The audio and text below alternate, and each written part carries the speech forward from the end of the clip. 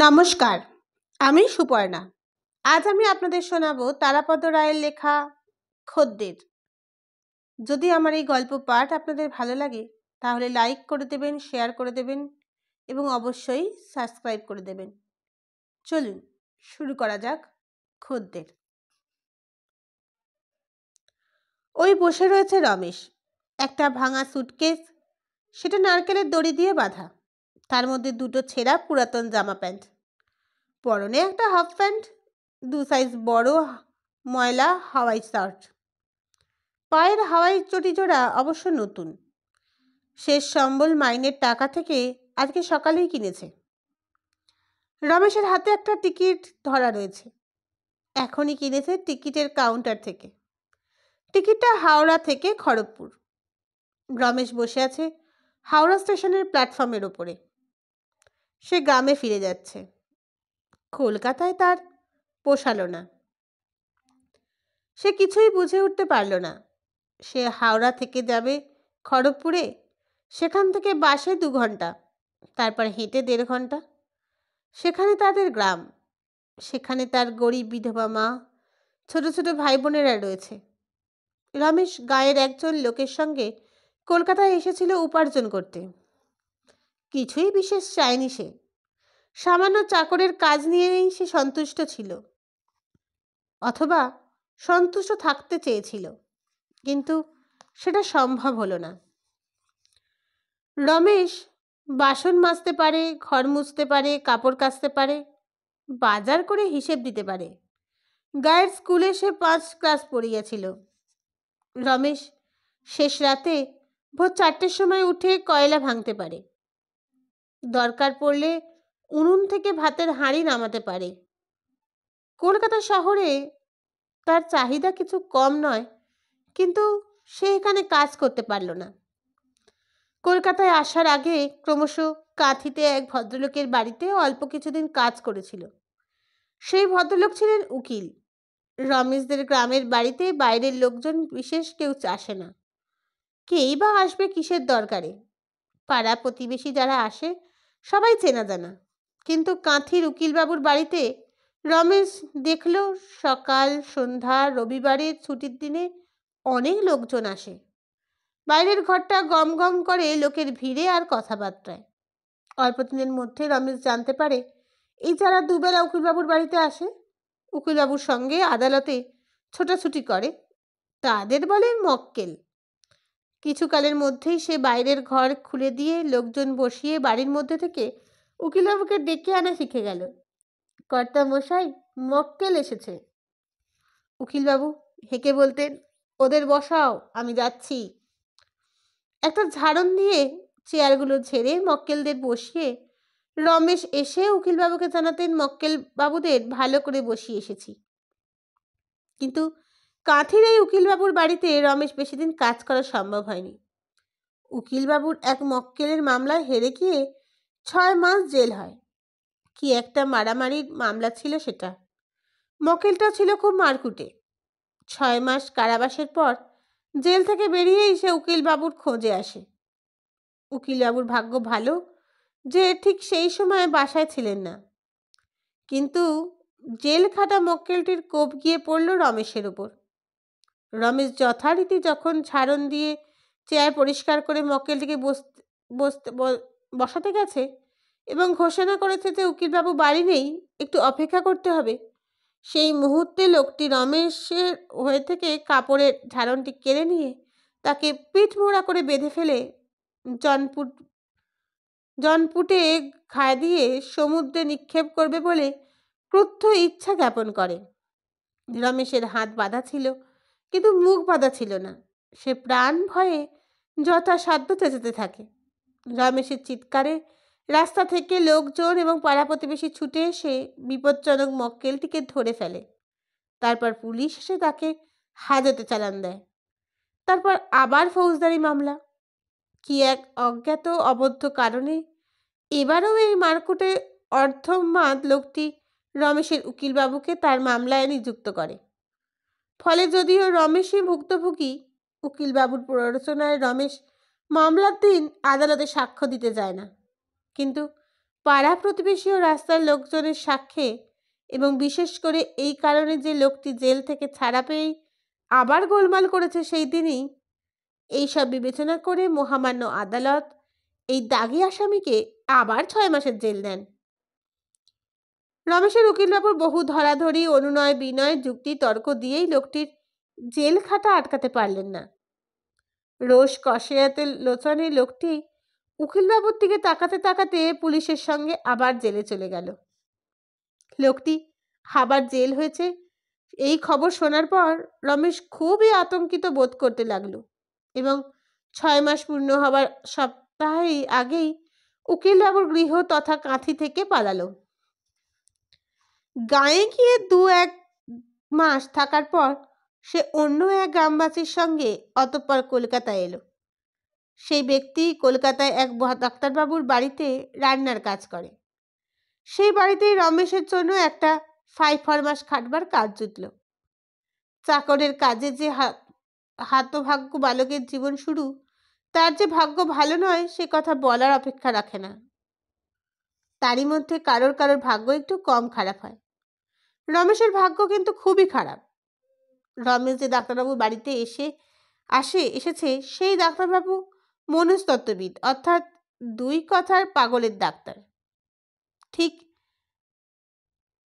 বাস্তার ন্যাংটো পাগল বা উন্মাদ বদ্ধ পাগল নয়। রোগীদের প্রত্যেকেরই মাথার অল্প বিস্তর গোলমাল, প্রায় প্রত্যেকেই সুবেশ এবং মার্জিত রুচির, কিন্তু এদের সকলের চোখের মধ্যে একটা ঘোলাটে ভাব আছে, যে ভাবটা কাঁথির সেই উকিলবাবুর মক্কেলের চোখে মার খাওয়া মুহূর্তে রমেশ দেখতে পেয়েছিল। প্রথমে কিন্তু গোলমালটা বাঁধল অন্যভাবে।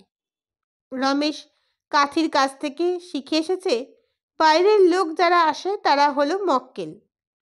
তার কাজ পড়েছিল সকাল সন্ধ্যায় বাইরের ঘরের চেম্বারে রোগী এলে বসিয়ে ডাক্তারবাবুকে ভিতরে খবর দেয়। সে এখানেও চেয়ারে ঝেড়ে ছুঁড়ে রোগীকে বসাতো, বলতো বসুন মক্কেল বাবু। তারপর ভিতরে গিয়ে খবর দিত একজন মক্কেল এসেছে। 2-1 দিনের মধ্যে খটকা লাগলো ডাক্তারবাবু। রোগী আবার মক্কেল হলো কি করে? ছোকরা চাকরটা ইয়ার্কি করছে না তো? এক আতপাগল উকিল এসেছিল ডাক্তারকে দেখাতে। তার মাথার মধ্যে অহরং টং টং করে কি একটা বেজেই যায়। তিনি রমেশের মুখে মক্কেলবাবুর সম্বন্ধ শুনে হেসে কুটোপুটি। তার মাথায় টং টং করে ভুলে তিনি ডাক্তারবাবুকে না দেখিয়েই রাস্তা বেরিয়ে গেলেন হাসতে হাসতে। সেদিন সন্ধ্যায় একমাত্র পাগল বেপাত্তা হয়ে যাওয়ায় ডাক্তারবাবু রমেশের উপর ক্ষেপে গেলেন। পরে অনেক কষ্ট করে রমেশকে শেখালেন আমার কাছে যারা আসে তারা মক্কেল নয়, পেশেন্ট। রমেশের বঙ্গোপসাগরীয় জিহ্বায় যখন সহজে মক্কেল কথাটা আসে, পেশেন্ট তত সোজা নয়। অনেক কসরত করে সে শব্দটা ওর শেষ পর্যন্ত পিসেন্ট বলা শিখে উঠতে পারল। পিসেন্টদের চেয়ারে ছেড়ে বসিয়ে সে ডাক্তারবাবুকে ডাকতে যেত, বাবু পিসেন্ট এসেছে। মোটামুটি চালিয়ে যাচ্ছিল রমেশ, কিন্তু ফ্যাসাদ বাঁধল ডাক্তারবাবুকে নিয়ে। ডাক্তারবাবুর একটা মারাত্মক খারাপ ব্যাপার ছিল, সন্ধ্যার পর সেজে গুজে রোগী দেখার নাম করে বেরাতেন আর সহজে গৃহমুখী হতে চাইতেন না। একদিন গভীর রাতে পা টিপে টিপে চোরের মতো ঘরে ঢুকতেন। চেম্বারের বাইরের দরজায় খুব আস্তে 2টো টোকা দিলে রমেশের রাতের চেম্বারের মেঝেতে শুতো। সে দরজাটা আলগোছে খুলে দিত। এই রাত্রে বাড়ি ফেরা নিয়ে ডাক্তারগিন্নির সঙ্গে ডাক্তারবাবুর কোনো না কোনো সময় তুলকালাম কাণ্ড হতো। বিভেদ হয়েছিল রমেশের, তাকেই সাক্ষী মানতেন ডাক্তারগিন্নি। তুই বলতো ঠিক কটায় বাড়ি ফিরেছে? চেম্বারে একটা দেওয়াল ঘড়ি আছে। ভদ্রমহিলা রমেশকে ঘড়ি দেখানোর ভালো করে শিখিয়ে দিয়েছিলেন স্বামীর ফেরার হিসেব রাখতে, কারণ তিনি নিজে কদাচিৎ কষ্ট করে ঘুম থেকে উঠে স্বামীর ফেরার তদারকি করতেন। যা চেঁচামেচি তাণ্ডব সেটা করতেন সকালবেলায় ঘুম থেকে উঠে হাত মুখ ধুয়ে চাটা খেয়ে, নিজের সুবিধাজনক সময়। ফুটন্ত কড়া উনুনের মধ্যে, অর্থাৎ ডাক্তারবাবু আর ডাক্তারগিন্নির মধ্যে কোনোটাই রমেশের পক্ষে কম বিপজ্জনক নয়। সে যদি সঠিক সময় বলতো ডাক্তারবাবু ক্ষেপে যেতেন, আর বানিয়ে সময় বললে ডাক্তার গিন্নি হাতে ধরা পড়লে রক্ষা নেই। ভদ্রমহিলা বিছানায় নাক ডাকিয়ে ঘুমিয়ে কি করে যে আসল সময়টা ধরে ফেলতেন সেটা রমেশ এবং রমেশের ডাক্তারবাবু উভয়েরই সমস্যা ছিল।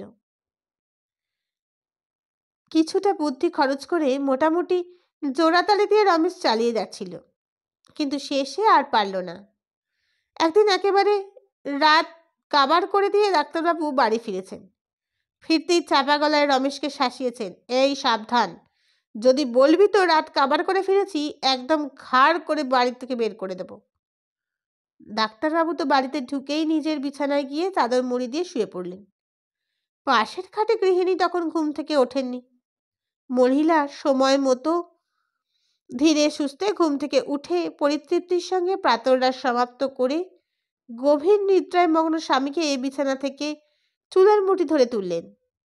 তোমার এত বার বেড়েছে, রাতে বাড়িতেই ফিরছ না? দাঁড়াও, আজ পাগলে ইলেকট্রিক শক তোমাকেই দেব। সদ্য কাঁচা ঘুম ভাঙা রাত্রিদের অত্যাচারে ক্লান্ত ডাক্তারবাবু শেষ পর্যন্ত রমেশের শরণাপন্ন হলেন। স্ত্রীকে অনুরোধ করলেন, রমেশ তো দেখেছে কখন ফিরেছি, ওকে জিজ্ঞাসা করো। রমেশকে ডাকতে তিনি এলেন। ডাক্তার গিন্নি গর্জন করে উঠলেন, এ কি রে, এই লোকটা কখন বাড়ি ফিরেছে? ঠিক ঠিক সময় বললে বিপদ। ডাক্তারবাবু মারবে, তাড়াবে। আবার বেঠিক সময় বললে গিন্নির হাতে ধরা পড়লে সে তো আরও মারকুটে, আরও দলচাল। দুপকের হাত থেকে বাঁচতে সে খুব বুদ্ধি খাটিয়ে বলল, ডাক্তারবাবু যখন ফিরেছেন তখন তো আমি ঘড়ি দেখতে পারিনি, তাই বলতে পারছি না সময়টা। গিন্নি গর্জে উঠলেন, কেন ঘড়ি দেখিসনি? তোমাকে বলিনি আমি? রমেশ বলল, কি করে দেখব, তখন যে আমি ঘুম থেকে উঠে কলতলায় মুখ ধুচ্ছিলাম। বলা বাহুল্য। অতঃপর রমেশের অন্য ডাক্তারবাবুর বাড়ি থেকে উঠল। কিন্তু কলকাতা শহরে চাকরের কাজের অভাব হয় না। গলির মোড়েই থাকেন এক ব্যবসায়ী ভদ্রলোক, কাপড়ের পাইকারি বিক্রেতা। বাড়িতেই একতলা তার গদি। যাতায়াতের পথে রমেশকে তিনি দেখেছেন, তার প্রতি দৃষ্টিও ছিল। তার গদি ঘরের একজন বয় দরকার। রমেশ বেকার হওয়া মাত্র উক্ত ব্যবসায়ী ভদ্রলোক নকুলবাবু তাকে লুফে নিলেন। নকুলবাবুর গদিতে গিয়ে রমেশ আর একবার বোকা বলল। ওই ডাক্তারবাবুর বাড়ির কায়দায় যারা গদিতে এসে রমেশ তাদের বলতো পিসেন্ট বলে। গদি পরিষ্কার করে ঝাড়ন দিয়ে ঝেড়ে তাদের বসতে বলে। দোতলায় নকুলবাবুকে গিয়ে বলে, 4 জন পিসেন্ট এসেছে। নকুলবাবু প্রথম প্রথম ধরতে পারেননি। পরে রমেশকে বলল, আরে গাধা, আমি কি ডাক্তার নাকি যে ওরা পেশেন্ট হবে? রমেশ বোকা নয়, সে প্রাক্তন অভিজ্ঞতাটাকে বলল, ও বুঝতে পেরেছি, তাহলে মক্কেল ওরা। নকুলবাবু স্থিতধী ব্যবসায়ী, খুব শান্ত মাথায় রমেশকে বোঝালেন, যারা এসেছে, যারা গদিতে আসবে তারা পেশেন্ট নয়, মক্কেল নয়, তারা খদ্দের। রমেশ এই ব্যাপারটা বুঝল, কিন্তু অন্য একটা ব্যাপারে নকুলবাবু ওখানে রমেশকে পোষালো না। রমেশকে আগে ডাক্তারবাবুর ওখানে নকুলবাবু দেখেছেন, কিন্তু তার নামটা জানতেন না। যখন জানলেন নতুন চাকরের নাম রমেশ, তিনি একটু বেকায়দায় পড়লেন, কারণ তার শ্বশুরের নামও রমেশ। তিনি রমেশকে বললেন, তোকে আমরা রমেশ না বলে গদাই বলে ডাকবো। কিন্তু রমেশ গরিব হলে কি হবে, তার আত্মাভিমান অতি প্রখর। সে প্রতিবাদ করল, না, আমাকে রমেশ নামেই ডাকবেন, গদাই আবার এই নাম নাকি? ব্যাপারটা ঝুলে রইল। কিন্তু নকুলবাবুর সাহস নেই পূজনীয় শ্বশুরমশাইয়ের নামে চাকরকে ডাকেন। তিনি ওরে হ্যারে করে চালাতে লাগলেন। এই ব্যাপারটাও রমেশের অপছন্দ। এমন চমৎকার তার একটা নাম, এর আবার ওরে হ্যারে কি? ইতিমধ্যে অন্য একটা ব্যাপার ঘটেছে। রাস্তার ওপরেই থাকেন এক নবীনা চিত্রতারকা ও তার তৃতীয় স্বামী। মহিলা অতি নাবালিকা বয়স থেকেই সাতিশয় পক্ক ও একাধিক স্বামী ও স্বামী স্থানীয় কণ্ঠলগ্না হয়েছেন। তার বাড়িতে অনিবার্য নানা কারণে কাজের লোক থাকে না। সুন্দরীর বর্তমান স্বামী একটি উপযুক্ত কাজের লোকের সন্ধানে আকাশ পাতাল খুঁজছিলেন। নিজের নামের প্রশ্নে দ্বিধা ও সংশয়ে আচ্ছন্ন রমেশকে ভাঙিয়ে নিতে তার এক মুহূর্ত সময় লাগলো না। এর চেয়ে তার অনেক বেশি সময় ও পরিশ্রম ব্যয় হয়েছিল সুন্দরীকে তার দ্বিতীয় স্বামীর হাত থেকে ভুলিয়ে আনতে। সে যাই হোক, রমেশের চিত্রতারকার বাড়ি থেকে প্রথম দিনেই বলা উচিত সন্ধ্যাবেলাতেই বিতাড়িত হলো। সন্ধ্যাবেলা তারকার শয়ন ঘরে সাজগোজ করছেন, এমন সময় বাইরের দরজায় বেল বাজালো। রমেশ গিয়ে দরজা খুলে তিনজন সুসজ্জিত ভদ্রলোক ড্রয়িং রুমের সোফায় বসালো। তারপর ভিতরের ঘরে গিয়ে সুন্দরীকে খবর দিল সুন্দরী এতক্ষণ এদের প্রতীক্ষাই করছিলেন। এরা তার আগামী ছবির প্রযোজক এবং প্রযোজকের বন্ধুরা। নকুলবাবু বাড়িতে সদ্য রপ্ত করা বুলিতে রমেশ সুন্দরীকে জানালো বাইরের ঘরে তিনজন খদ্দের এসেছে। সুন্দরীর হাত থেকে পাউডারের পাপ পড়ে গেল। সুন্দরীর স্বামী বিছানায় শুয়ে চিত হয়ে সিগারেট টানছিলেন। খদ্দের এসেছে শুনে তার মাথায় কেন যেন রক্ত উঠে গেল। রমেশকে কান ধরে হিড়হিড় করে টানতে টানতে হারামজাদা, রাস্কেল ইত্যাদি অবর্ণনীয় অকথা গালাগাল দিতে দিতে ভাঙা সুটকেস সমেত পিছনের দরজা দিয়ে গালা ধাক্কা দিয়ে বার করে দিলেন। ওই বসে রয়েছে রমেশ। সে তার দুঃখিনী মায়ের কাছে ফিরে যাচ্ছে। অনেক চেষ্টা করেও সে শহরে এসে বুঝতে পারেনি বাবুদের বাড়িতে যারা যারা আসে তারা মক্কেল না পেশেন্ট না খদ্দের নাকি আরও কিছু আছে।